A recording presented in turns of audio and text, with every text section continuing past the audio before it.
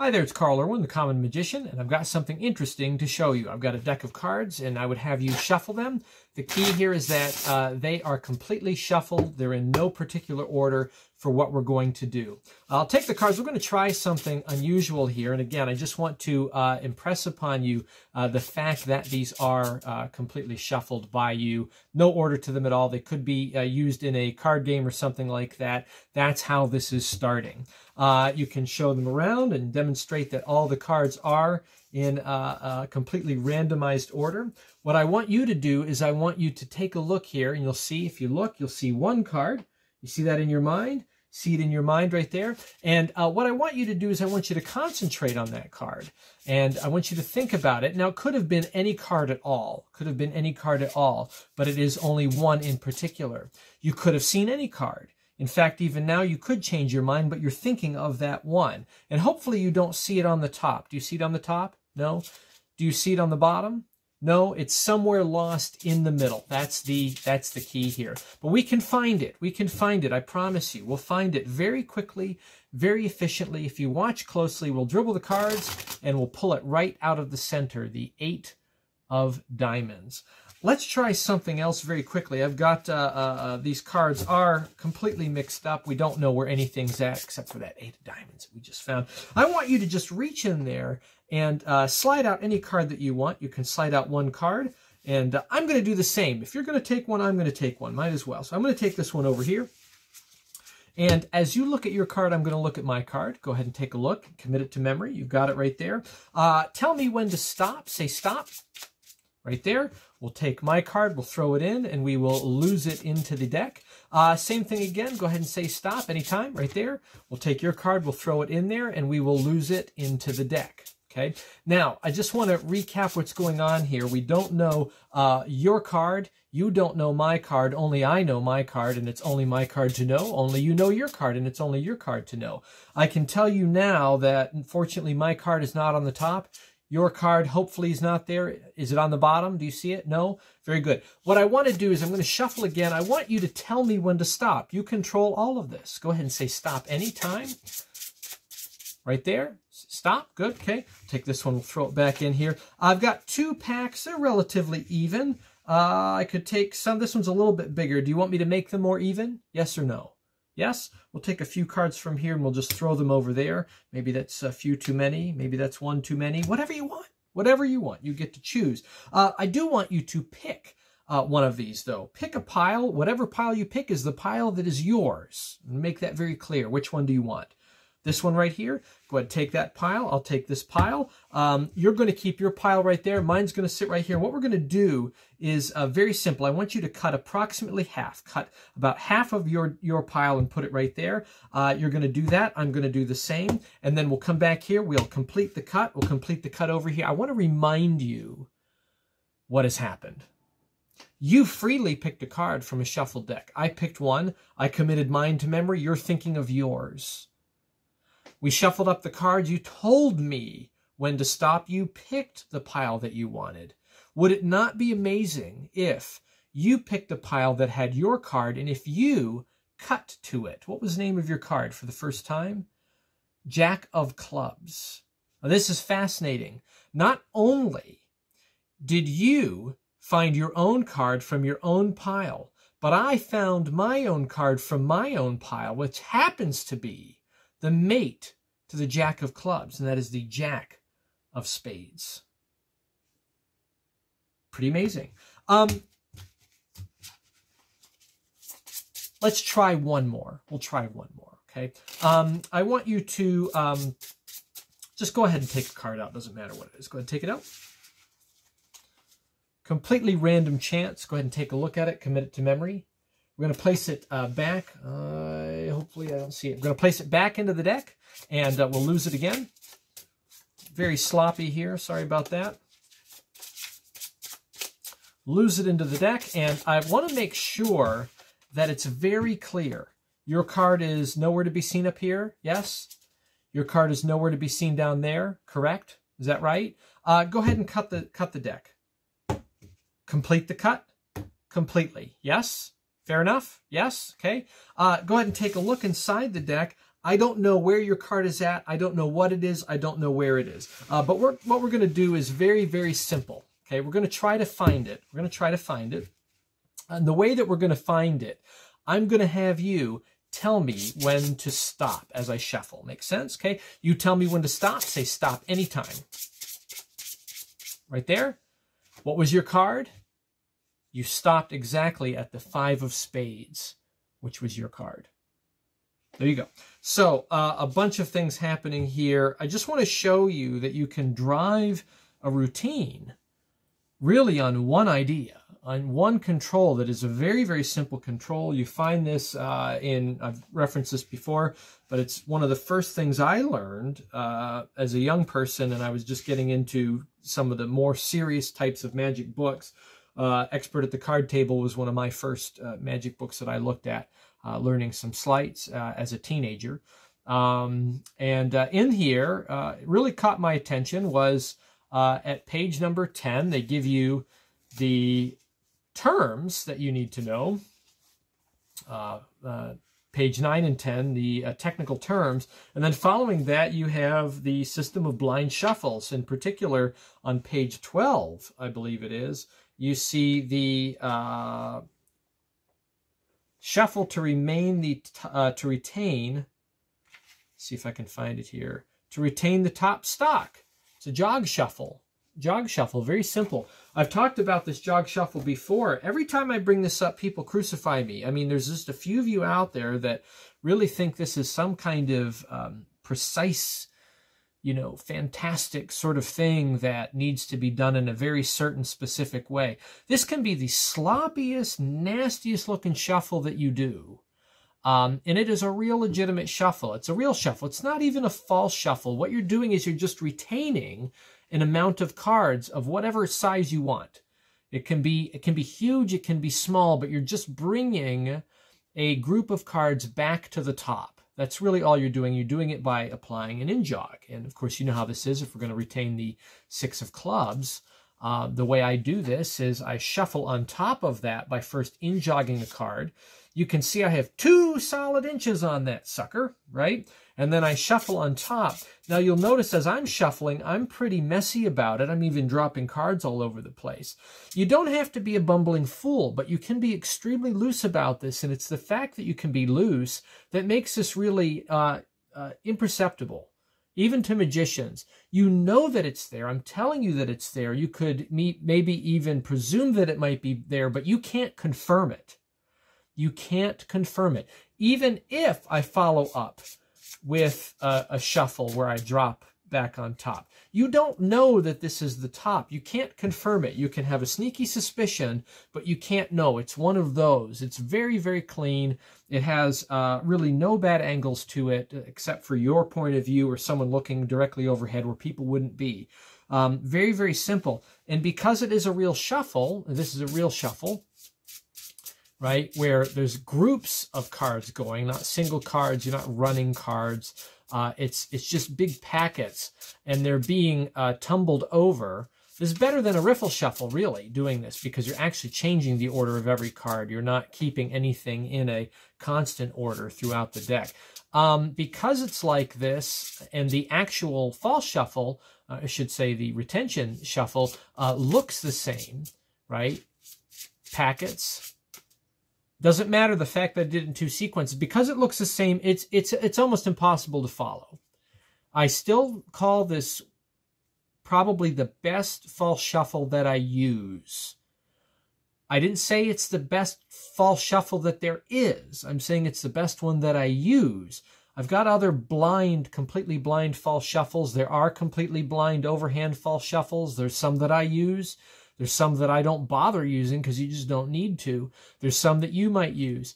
But my point here is that this is so legitimate that someone can look directly at it. It can be caught on video and you just can't see what's going on. You can't. You just can't see it unless I tell you that it's there. You can't confirm anything about it. Whereas with other false shuffles that are blind in particular, if you know that it's there, you know what it is, you will see it. It will be, there's something in the visual data there to confirm that it is there. Fantastic false shuffle, just the jog overhand, top retention top stock retention shuffle. It's the only thing I really used here. There's a couple of hands-off principles. Obviously, the good old trusty crisscross force we used in a couple places. But I'm really just using that and one other thing that's closely related. That is a milking shuffle, which I've talked about recently on some of the recent videos that I've done. That's where you're shuffling off, where you run the top card, but you also run the bottom card with it. Okay, so that plus running a top card in a shuffle, those kind of three things are what I'm doing. That's it. The jog shuffle, top stock retention shuffle, milking the deck for a card, places one card from the bottom underneath the top card and puts both of them at the bottom, and then running single cards. That's pretty much everything that's going on in this routine. Everything else, though, is controlled by that jog. So let me take you through it, see if I can even remember what I did. So the very first thing that we did is the cards are shuffled, take them back. We covered this on a previous video talking about free agency choices. Take the cards back, they are shuffled. I glimpse the bottom card and I run it to the top. Now I have the 8 of diamonds in my control at the top. I can give this now a overhand shuffle, and I'm going to jog the first card and then shuffle fairly on top. Now I've got a big stinking jog down here that I can lift up at to maintain a pinky break. So really I'm doing the top stock retention, but I'm not finishing. I'm just jogging. I pick up, I grab my pinky break, and now I'm set to force that card out. I can demonstrate that all the cards are, in fact, out in no particular order. And then I lift up at the break, and then I push off the card that I know. I know that it's in there. I know that this card's there. This is the 8 of diamonds. Now, in my presentation, it's good to know what it is, but I don't have to know what it is, right? I don't have to know what it is. But I could have forced this out. 8 of diamonds. I'm going to bring this back, put it on the top, and then immediately I'm going to jog shuffle on top of that. I jog one card, I shuffle fairly, pick up at the jog, I shuffle it back to the top. Immediately after that, I've brought it to the top. I'm going to milk the deck, and I'm going to put the bottom card underneath the top card, shuffle fairly on top. Now I've hidden it, and I think this is probably the icing on the cake here in using this jog shuffle, is that it can be hidden so easily. I can keep very close track of where the card is at, and I can bury it by 1. Now I can do a fair show. I can show the top cards. It's not on the top. No. It's not on the bottom. No, correct. And now I can undo it. I can just milk the deck again, taking the bottom card off, stealing the bottom card off of the card of interest, shuffling on top, and then I throw this to the bottom. Now I can go into my dribble catch. This is the lamest dribble catch ever, but it's very, very useful, very effective if you're quick. If you're quick and you're offbeat and you move forward, you have a forward moving direction. This is not the kind of thing that you set up like this and you wait a few seconds. You say, but I can find it very quickly and efficiently. So you just dribble the cards. And what I do is I just catch the bottom card, pull it out behind, and show it. It's a sleightless move. There's really no sleight going on. It's just a off-the-cuff moment where I find the card. Now, I did know what this card was the whole time because I got the glimpse. That shuffle helps me to maintain control of a known card. I don't need to know what this is. I could have had someone pick a card and force it on them not knowing what it was, and then I could have kept control. But it's good to know. It's good to know that something the jog shuffle can do, because it can help you keep control of something. You can know a card ahead of time, maintain control, and then if you really get up a creek, right, you can find it again, which we're going to get to in a minute. We're actually going to identify a freely selected card. The next thing that I did, the next phase that I did, if I remember what this was, I had the cards, I spread them out. I say, you pick a card, you slide one out. I slide one out. I look at my card and I don't care what it is. I don't look at it at all. I just pick this up and I forget what it is. This is the Queen of Spades right now, but it doesn't matter. You look at your card, in this case is the 7 of Hearts. What I do is I pick up the cards. I ask you to tell me when to stop. You say stop. I genuinely lose my card inside the deck and I shuffle it. Then I do the same thing again. I say stop. You say stop. I take your card, which is the 7 of Hearts that you're thinking about. I throw it in there, and then I jog on top of it, and then I retain it on the top by following up with another shuffle, and I bring it to the top. Now at this point, I can hide it again. I do another shuffle, milk the bottom card underneath the card of interest, and then I shuffle fairly. Again, I show my card's not on top. Hopefully yours is not either. I really don't have a card. You don't see yours there. You don't see it at the bottom. Mine's not there either. I'm going to shuffle. I want you to tell me when to stop again. I've milked the bottom card off of the card of interest. Your card is now at the bottom. And then I milk it again, and I shuffle. This is good. Now, you could leave it at the bottom if you want to, but I think this is a really good throw-off to milk it off and get it to the upper pack. Okay, and this is something we're going to use a little bit later on. I shuffle, and then you tell me when to stop. I set these packets down. It doesn't matter if it's a little bit bigger on one side. I can take cards off of one or the other and throw them into the middle of the other pack. It's a good throw off to do that. You don't have to. I say pick one. It doesn't matter what you pick. Now, this is a multiple out because it doesn't matter what you pick. If you pick your pack, you're going to find your own card. If you pick my pack, you're going to find my card. The only thing I need to do is I need to take this pack, which has nothing under it. Your card is under this one. Whenever I take this pack, if I give it to you, I need to pick it up and I need to get a glimpse of the bottom card. I need to do that, okay? Let's say, as in the example, you pick your own pack. I give it to you. I pick up my pack and I hold it up. I say, my pack sits right here. Yours sits right there. I'm going to cut approximately half, set it over here. I want you to do the same on yours. You do the same thing over there. I know the 6 of diamonds is down here. I know that your card is under that, even if I don't know what it is, and I don't. I'm going to complete the cut. Then I complete the cut on your side. Now, this going back and forth has its own delayed misdirection. Okay. Now I'm in a situation where I know the card to reveal. I know that my 6 of diamonds is down there. I don't know your card. Interesting thing happened in the example I'll talk about here in a second. I ask you, what is your card? We turn this over. You show the 7 of hearts. If it was on my side, I would ask you what your card is, and I would reveal your 7 of hearts. And then I say, my card was the 6 of diamonds, and I've also cut to my card. You found your card, I found my card. In the example, it just so happened that the card I glimpsed was a black jack. And it just so happened that your card was also a black jack. I use the opportunity. You show the black jack, and then I think, I've got one of those too. So what I say is, not only did I find my card, but my card is also the mate to your card, which was the other jack. And suddenly, the trick is even better. Take advantage of opportunity, like a criminal. Okay, like a criminal, you always take advantage of opportunity, right? The ethical criminal, that's what the magician is. And criminals often operate on opportunity. Don't pass up good opportunity. So that's the lesson there. That's that. The last phase was, I can't remember what I did, was another selected card. And very simple, you look at the card, you see the card, we lose it back into the deck.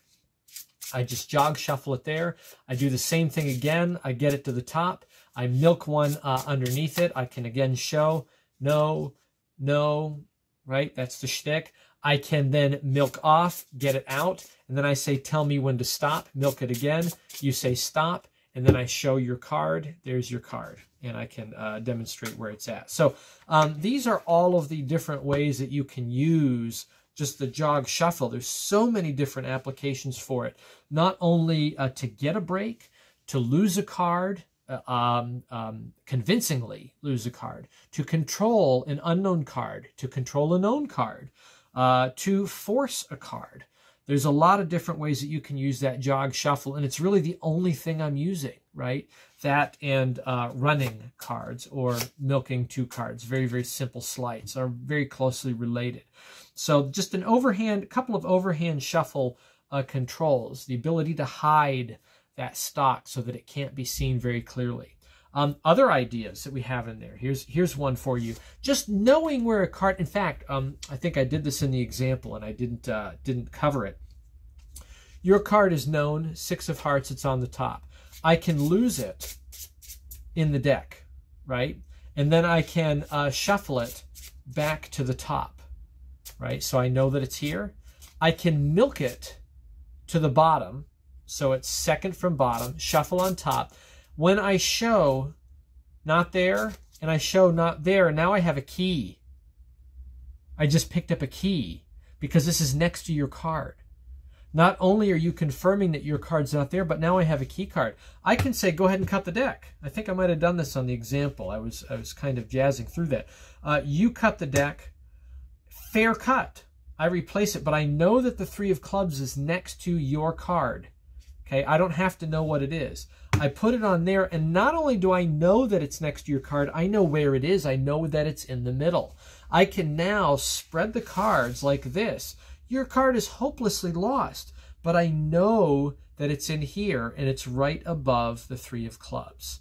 I can find it immediately in the center. Not only that, but I can shift it back to the top of the deck. I pick up over here, I close up the spread, and then I push off on the 3 of clubs. I'm covering your card. I pick up, and now I've controlled your card to the bottom. Now I can say, tell me when to stop. I think this is actually how I did it. You say stop, we stop right there, and then we reveal. Free agency and selection, free agency and choice, shuffle deck and use, sloppy overhand false shuffles, confirming that we don't know where it's at. Extremely powerful and useful. Just that one sleight. There are a few sleights out there that you can really just use that one thing and do a ton of magic with it. This is one of them. This is one of them, right? This one, I've talked about the spread call before. I've got a product on Penguin that only deals with the spread call, does a bunch of classic effects using only the spread call. You can use only that move and do a lot of magic. This is just like that. This is just like that, and it's incredibly impactful because it just looks so random. It looks like there's no way you can have control. It doesn't look polished. It doesn't look clean. It looks like it looks. It looks like a shuffle, right? So that's it. Overhand, top stock, retention, false shuffle, classic. First thing you learn when you learn about blind shuffling and Erdnase. If you know that, you can do a lot. So there's some ideas. Run with that. Good luck with that. Happy magicking.